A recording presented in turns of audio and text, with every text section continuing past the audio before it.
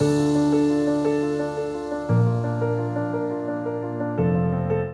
everyone. So we are here once again to help you prepare yourself for the journey of your pregnancy, delivery and post-delivery. Today we will be discussing about baby care and importance of breastfeeding. I am Dr. Mahima Bakshi, a maternal child wellness coach, and I have with me today Dr. Vijay Kumar, who is a senior pediatric consultant at Asian Hospitals. He also has 25 years plus experience of working in England and has been working with Asian Hospitals for the last 1 year. Hi, sir. Hi, Mahima. How are you, sir? Very good. Thank you. Thanks for inviting me.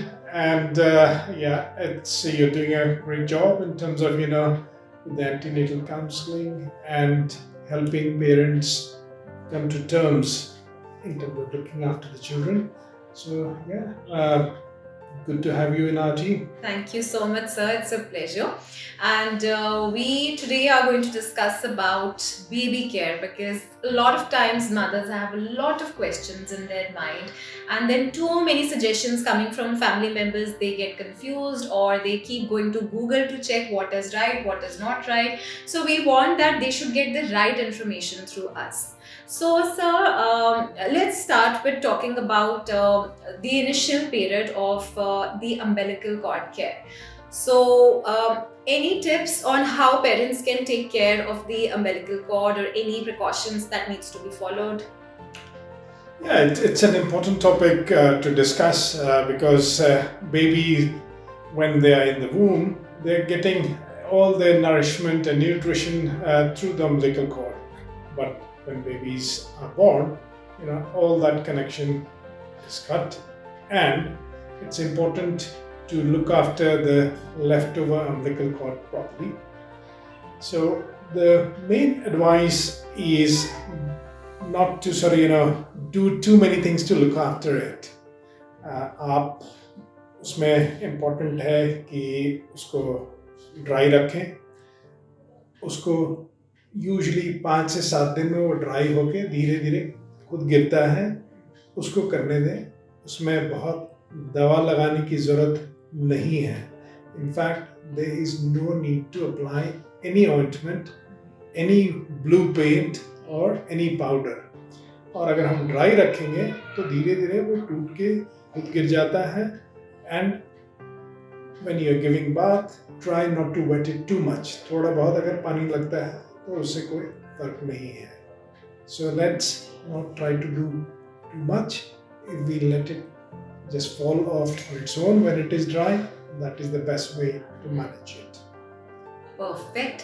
And sir, अगर हम बात करें baby massages की, again when it comes to baby massages, बहुत सी families में मानते हैं कि शुरू से जितना बेबी का मसाज हो उतना बच्चे की बोन स्ट्रांग होती हैं, बट अब की साइंस कम्प्लीटली डिफरेंट है और लेटेस्ट साइंस जो है वो कुछ और ही कहती है. सो आपके हिसाब से what is the right way when it comes to giving any sort of massages to the baby? कब शुरू करना चाहिए, कितना प्रेशर देना चाहिए और खुद करना चाहिए या किसी मालिश वाली से करवाना चाहिए? आपके क्या सजेशन है?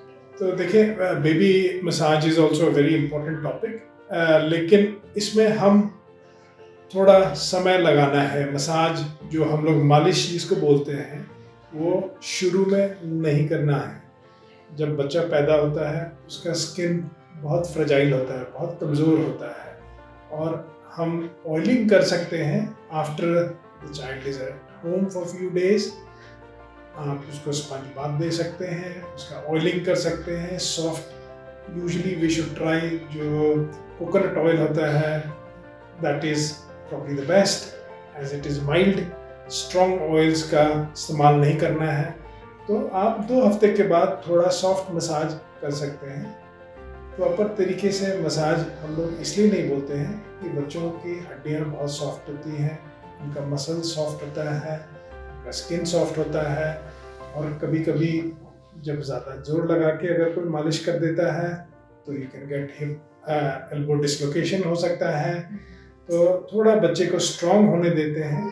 कम से कम 6 हफ्ते 8 हफ्ते का हो जाए बच्चा, तब आप थोड़ा जोर से भी मालिश कर सकते हैं. लेकिन उसके पहले आप ऑयलिंग करें और सिर्फ हाथ पैर थोड़ा ऐसे छू सकते हैं, लेकिन उससे ज़्यादा और कुछ ना करें, और कोई प्रोफेशनल मसाजर को बुलाने की ज़रूरत नहीं है।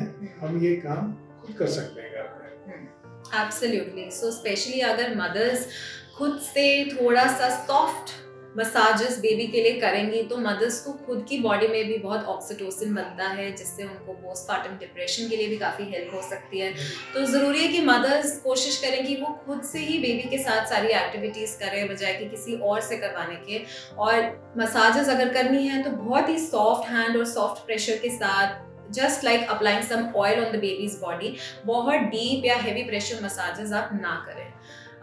सर, अब अगर हम बात करें बेबी बाथ की, बिकॉज अक्सर मसाजेस के बाद मदर्स जो हैं बेबी को बाथ देना चाहती हैं, तो कब बेबी बाथ प्रॉपर वाटर से स्टार्ट कर सकते हैं और कब तक स्पंज बाथ करना चाहिए, उसके बारे में आप क्या बोलेंगे? This is also again a very important question. तो देखें, हम कुछ जो बातें क्लियर है कि अगर बच्चा 2.5 किलो के नीचे है तो उसको हम बात नहीं देते हैं। बच्चा जब तक हॉस्पिटल में है तब तक हम उसको बात नहीं देते हैं, इसलिए कि इन्फेक्शन स्प्रेड होने का चांस होता है। जब आप घर चले जाते हैं और बच्चा कम से कम 24 घंटा हो जाता है तब हम लोग बात दे सकते हैं। इसके कुछ कारण हैं।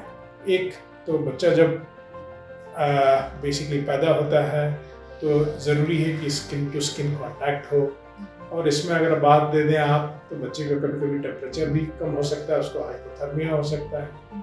बच्चा जब पैदा होता है तो एक वाइटिश लेयर उसके ऊपर रहता है जिसको हम लोग वर्निक्स बोलते हैं, वो भी बच्चे को गर्म रखने में मदद करता है, तो उसको भी तुरंत धोने या हटाने की ज़रूरत नहीं होती है।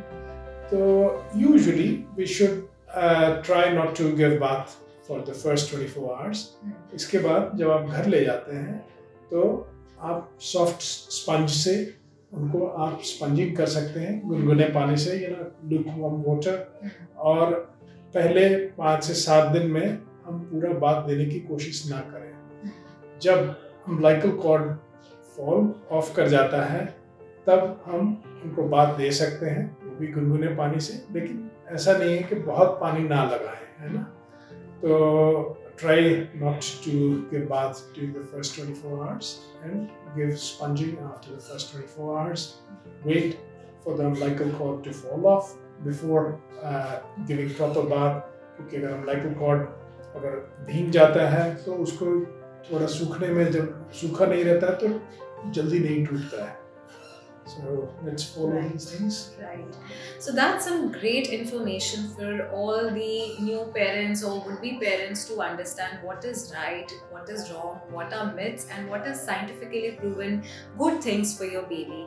Don't forget to attend our antenatal class on baby care and breastfeeding to learn more about how to take care of your baby so that we can help you prepare yourselves for the journey of parenthood ahead. Thank you so much, sir, for the session. My pleasure, Mahima. Thank you very much. Thank you. Bye-bye.